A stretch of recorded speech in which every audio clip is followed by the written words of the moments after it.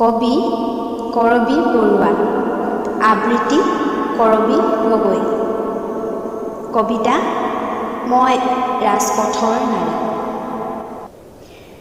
স্তব্ধ নিশাৰ কোলাহলৰ সুযোগত পাশবিকতাৰ বলি হোৱা মইজনী ৰাজপথৰ নাৰী।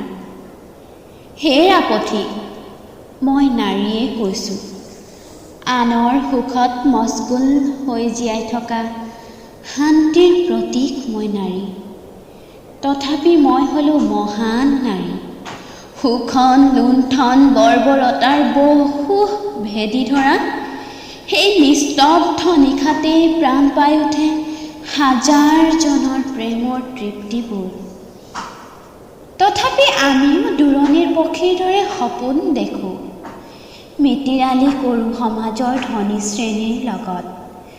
ভদ্ৰতাৰ মুখা পিন্ধি দিনৰ কৰ্মব্যস্ততাত আৰু নিস্তব্ধ নিশাৰ সেই ৰাজপথতেই ভোগ বিলাসত মগ্ন হৈ পৰা মই ৰাজপথৰ নাৰী।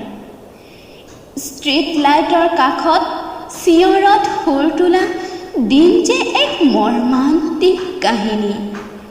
তথাপি আনৰ হৃদয় কঁপি নুঠা এয়া এক অমানৱতাৰ দৃশ্য।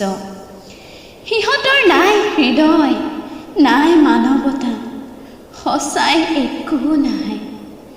হাজাৰজনৰ ফ্লাছত জিলিকি উঠে পোচাকবিহীন নগ্ন ছবিবোৰ। এয়াই আজিৰ মানৱতা। তথাপিও মই বোবা সেই অন্ধ ৰাজপথত। ভিক্ষা ধনৰ আৰ্তনাদত ৰাতিৰ ৰাজপথেতেই চলি যায় নাৰীৰ নিষ্পাপ এখন হৃদয়ৰ বৰ্বৰতাবোৰ।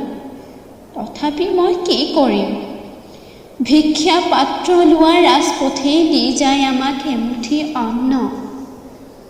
আকৌ প্ৰেমৰ মাদকতাত বিলীন হোৱা এচামক ৰাজপথেই দি যায় প্ৰেমৰ শেষ নোহোৱা তৃপ্তি।